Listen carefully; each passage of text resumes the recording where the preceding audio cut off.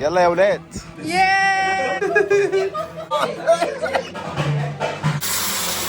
حطيت ايدي في ميه مغليه. نعمل الصلصه. لحم ضلوعه. اول مره ولعني. انا فوق اللي ما يتفوقش. طبعا بعد ما اتعمل اكل مغربي تحفه اول يوم، الفيديو كامل هينزل بعد ده. جه اليوم التاني بتحدي كشري.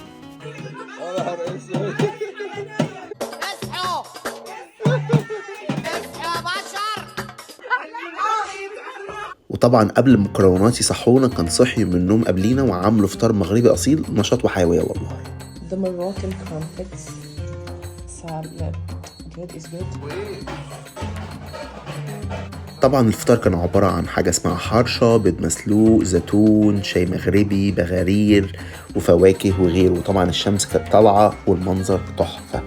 ده ايه اسمه ايه ده بقى عشان نتعرف؟ حرشة. حرشة؟ بنعملها بسميد. ايه السميد ده؟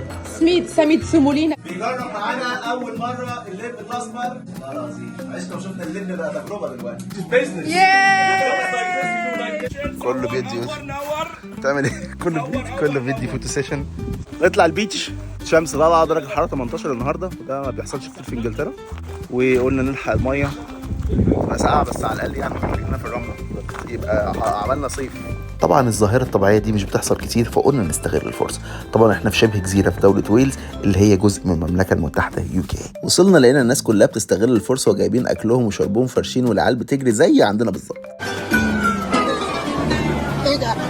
هما اليونانيين بقوا شبهنا كده هناك. يلا يا ولاد. يلا يا وصلنا وعسكرنا. طبعا لقيت يوسف حاطط كريمه تسلخات بدل الصن بلوك، ونزل الميه وطلع انا جعان. انا جائع وليك قطار. عملنا حسابنا وجبنا عيش ومربى وفراخ من بواقي امبارح، وجدالات مع يوسف غسل ايده من كريمه تسلخات ولا لا. احنا كده العرب في الغربه بناكل بعضينا. نيو تشير.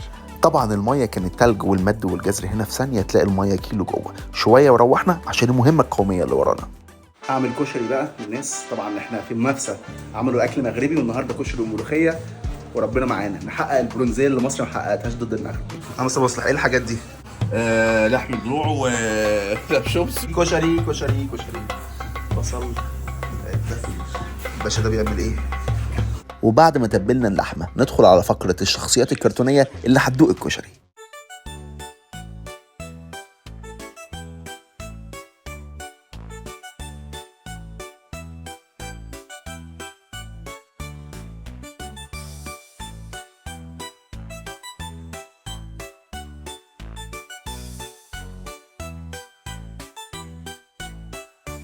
ايه ده المجتمع ده عاملين حفله كشري عالميه على ارض مصريه.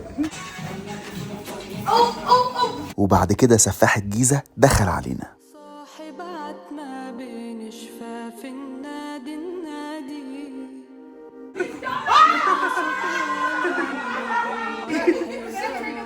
اندمجنا في الرقص وتقريبا سيبنا البصل عمال يتحرق.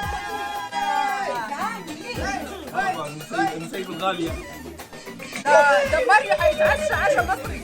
ماريو كشري يا ماريو. بس ايوه عشان بيقع في الاكل. نكمل بقى قلي البصل وجهز الرز بالعدس.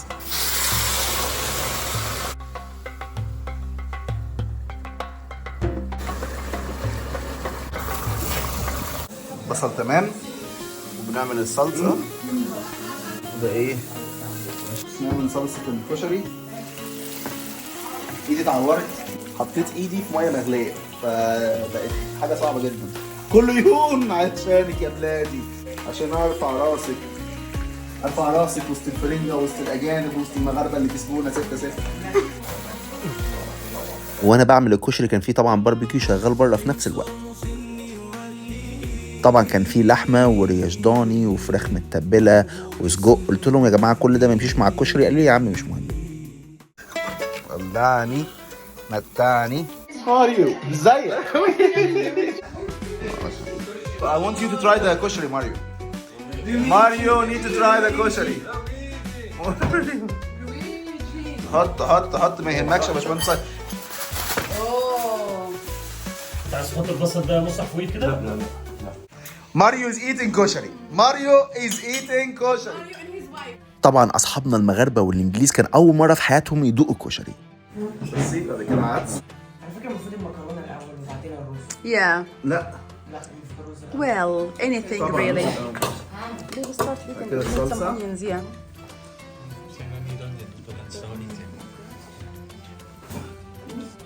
حط البصل لمارتن بليز. مارتن باشا. ماريو نو مارتن. لويجي. عماله طول اليوم تقول لي يا عم هو ده لويجي مش ماريو اللي هو الاخ التوأم ليه وانا مش واخد بالي. You like the كشري؟ First time أول مرة في حياتك لكشري؟ أول مرة وخلطناه مع اللحم، أنا عارفة مش لازم تخلطوا مع صح. اللحم.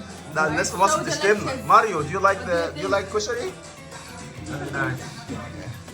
سيداتي سادتي نقدم لكم الشيخات.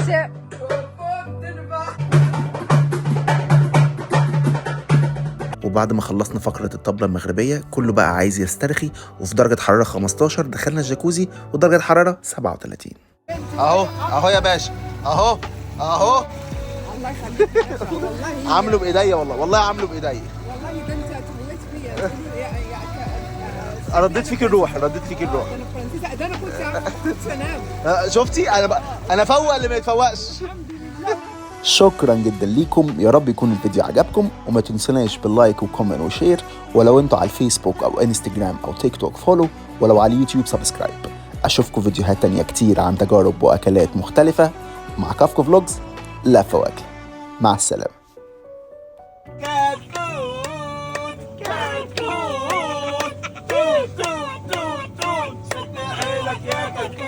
المخدرات فين يا معلمي؟ معاك يا معلم. اتفضل يا معلم. معاك يا معلم. بس انا اصور بالعرض وانا نازل. ايوه. بيقول لي